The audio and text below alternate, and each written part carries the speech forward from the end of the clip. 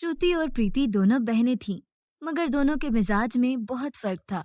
श्रुति बड़ी थी, मगर उसका दिमाग बच्चों की तरह था।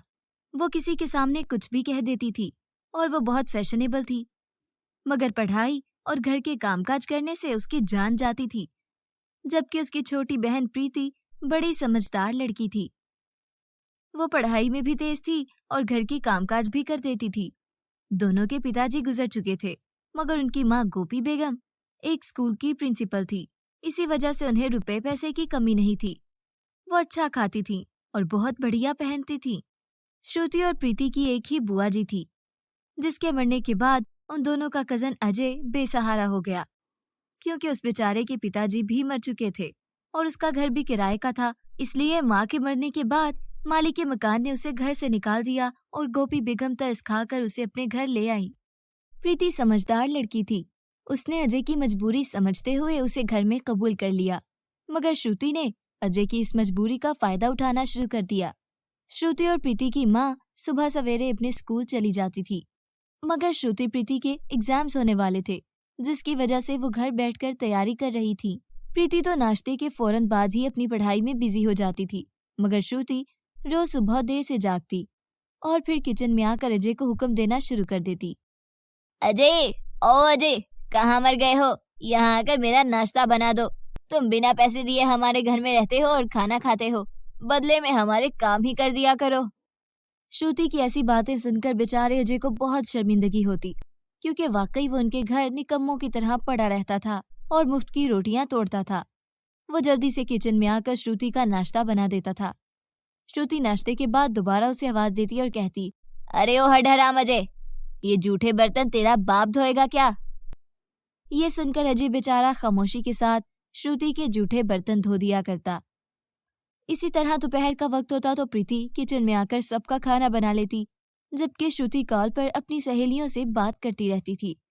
जब खाना तैयार हो जाता था तो प्रीति अजय और श्रुति को खाने के लिए किचन में बुलाती, मगर अजय को देखकर श्रुति अपनी बहन से कहती, मैं इस गरीब अनाथ लड़के के साथ एक ही मेज पर बैठकर खाना नहीं खाऊंगी। ये हमारे घर में रहता है, मगर इसका ये मतलब नहीं कि हमारे साथ बैठकर खाना भी खाए। इसकी औकात तो हमारे नौकर की तरह है।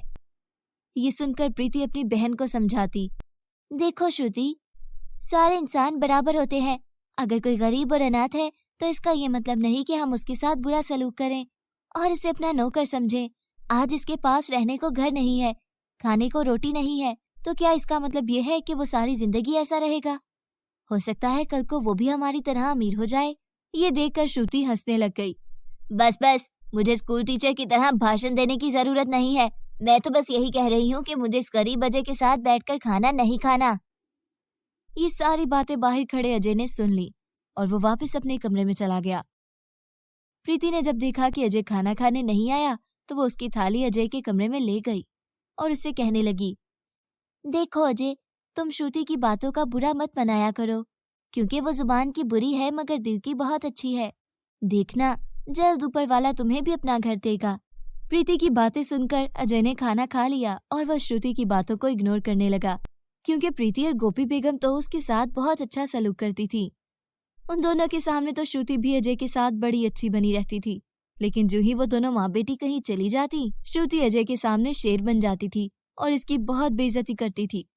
अजय को यहाँ रहते हुए बहुत शर्म आती थी, मगर उसका कोई ठिकाना नहीं था जहाँ वो रह पाता। अजय श्रुति की बातें सुनने पर मजबूर था। एक दिन प्रीति अजय के कमरे में आई तो अजय से कहने लगी, अजय, शहर में मेरी एक दोस्त रहती है जिसके भाई का अपना कारोबार है। इसे अपनी मदद के लिए एक बंदे की जरूरत है। अगर तुम उसके साथ काम करना चाहो तो मैं अपनी सहेली से तुम्हारी बात कर सकती हूँ। ये सुनकर अजय खुश हो गया कि इसे जिस काम की तलाश थी वो उसे मिल गया, मगर मसला ये था कि अजय के पास इतने पैसे नहीं थे कि वो शहर जा सके। ये बात वो प्रीति के सामने शर्म की वजह से ना कह सका और अजय खामोश हो गया, मगर प्रीति पहले से ये बात जानती थी कि अजय की जेब खाली थी। इसलिए प्रीति ने उससे कहा, अजय, मेरे पास कुछ पैसे हैं जो मैंने अपनी पॉकेट मनी से जमा किए हैं। तुम इन पैसों से शहर चले जाओ। जब तुम्हारे पास पैसे आ जाएं तो तुम मुझे ये पैसे वापस कर देना।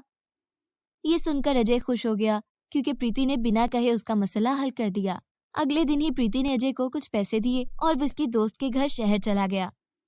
श्रुति को ये बात पता चली तो वो प्रीति से कहने लगी, मैंने तुम जैसा पागल नहीं देखा, क्योंकि तुमने जब अजय को पैसे दिए थे मैंने तुम्हें देख लिया था, मगर मैंने तुम्हें मना नहीं किया क्योंकि तुम हमेशा से बेवकूफ हो। अगर अजय वापस नहीं आया तो तुम्हारे पैसे जाया हो जाएंगे।